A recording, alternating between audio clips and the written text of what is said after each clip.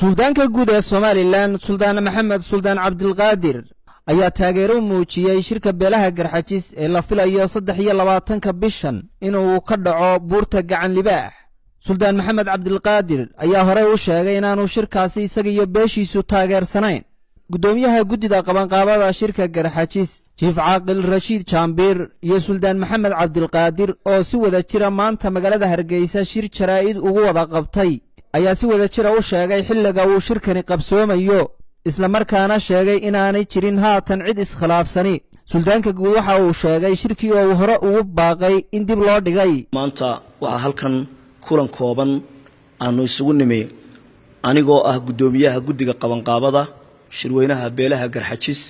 iyo suldaanka guud ee beelaha Somaliland Suldaan Maxamed Suldaan Cabdilqaadir. sidaa wada ogtihiin waxa idaacadaha ka baxay ama inta badan aan maqlayseen shirar kala duwan oo lagaga dhawaaqay ama la qaban doono insha Allah taala guddiga qabanqaabada ee beesha Garxajis iyo guddiga Garxajis kulamo iyo wada tashiyo socday ilaa shalay iyo daraad iyo ilaa xalay wada socday oo ay isugu imanayeen oo ay wadaagayeen suldaanka guud waxa la isu soo ururiyay insha Allah taala ishrarkaas waxaana la go'aansaday oo suldaanka guud iyo guddiga beesha Garxajis isla go'aansadeen in shirkii beesha Garxajis waqtigiisii oo ah 23 bisha maalinta sabtida ah oo muddada dheer soo socday sidiisii u qabsoomo dhammaan laga soo wada qayb galo meel kasto la joogo ergooyinkii gobolada guud iyo dibadba insha Allah taala iyo in shirkii labaad ee suldaanka guud ku dhawaaqay ee degmada Ballimataan isagana insha Allah taala isagana marka shirka guud laga yimaado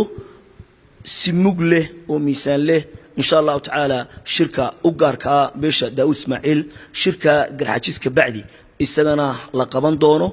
intaas ayay guddiga iyo suldaanku isla qaateen oo dadkana insha Allah taala ku wargelinaynaa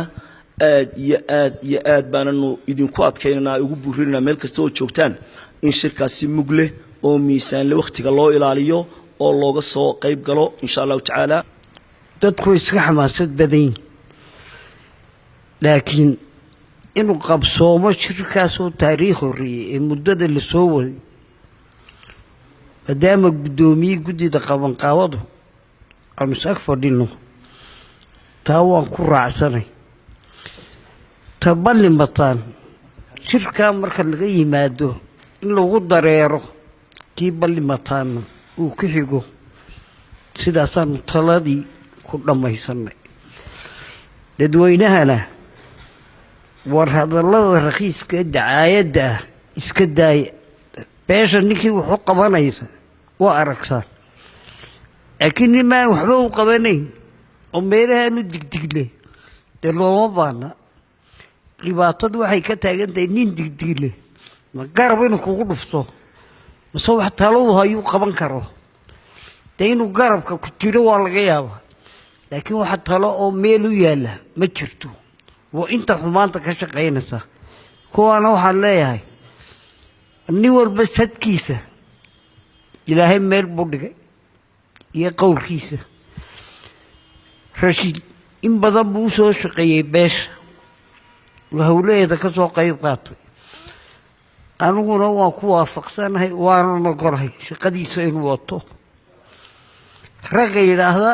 war kursigu ka doonaya waqaraan ilaahay aqliba gelin kuwaas ni kursi u bareeya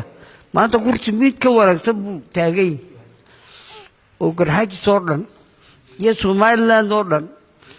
ayaa daba taagan waxaan leeyahay ilaahay ha u sii wado in guusha fiican gaarsiiyo beesha. waa Cali Maxamed Jaamac Cali Fahad telefishinka Saab magaalada Hargeysa.